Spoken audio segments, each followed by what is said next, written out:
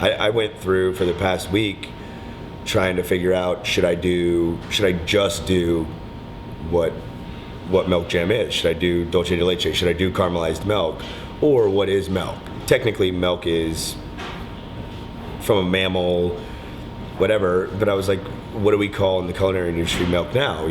Well, if you juice onions, it's onion milk. If you juice horseradish, it's horseradish milk. And I messed with it for all week, and I would say I had a lot of failures. I took milk and blue cheese and put it in a pot and just cooked it down for hours with a little bit of demerara sugar, and it worked. I don't know, after I tasted it, I was like, this is just it wasn't delicious. And the final product that I'm going to use today was actually very tasty. It was one of those things where it was like, how far can I take this, and is it good?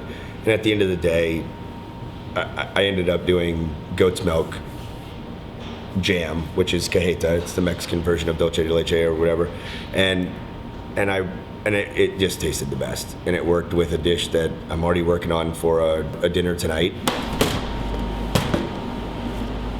And this is the goat's milk that I used to reduce it. Took the goat's milk.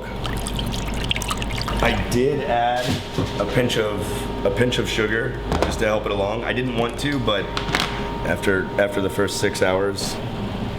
So just 2 cloves.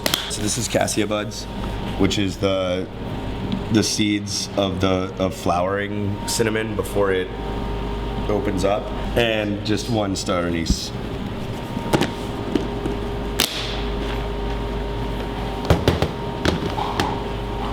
And then just I brought it to a boil, and then literally just reduced it to where it was like maybe every few minutes a bubble coming up.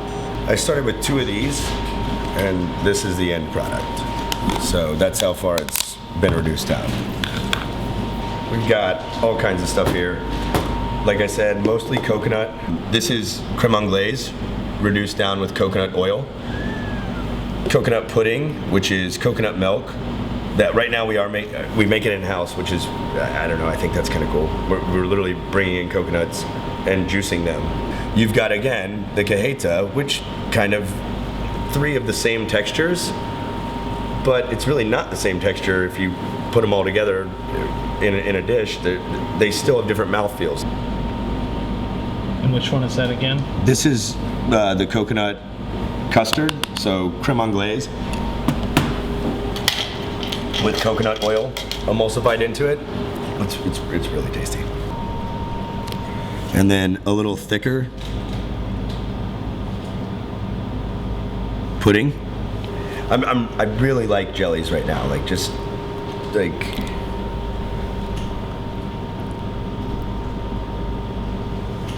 tonight when I do the dish, I'm just gonna put a dab of the cajeta because I want it to be a coconut dish, but because this is supposed to be a milk jam dish, I'm gonna go a little heavy-handed.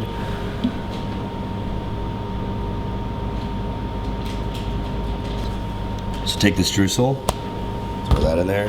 A lot of custardy stuff, so we'll just throw little bits of acid. So that was the one with the black lemon. That's the one with the black, and the jelly also is coconut water and black lemon. And this is probably my favorite component on the dish, just because it's refreshing and cold, and it's literally just coconut ice.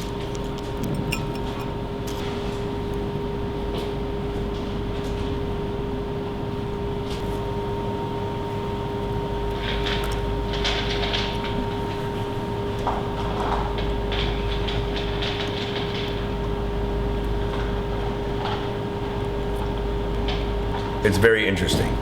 It's one of those dishes that you're eating and you're like, I don't get on the palate why it's there, or maybe what the chef was going for, but after you let it sit for a second, it becomes, I don't know, enjoyable. I think the fact that it's now a 4 or 5 bite dish is not pleasing. If this was a 1 or 2 bite course, I think it'd be great. Like, literally, like, oh wow, I just scooped that in, I want 1 more bite, but I'm not sure. The cajeta comes through really nice though. It's got that barnyard goat quality that even though it's sweet, almost cuts through the sweetness and the richness of all the coconut.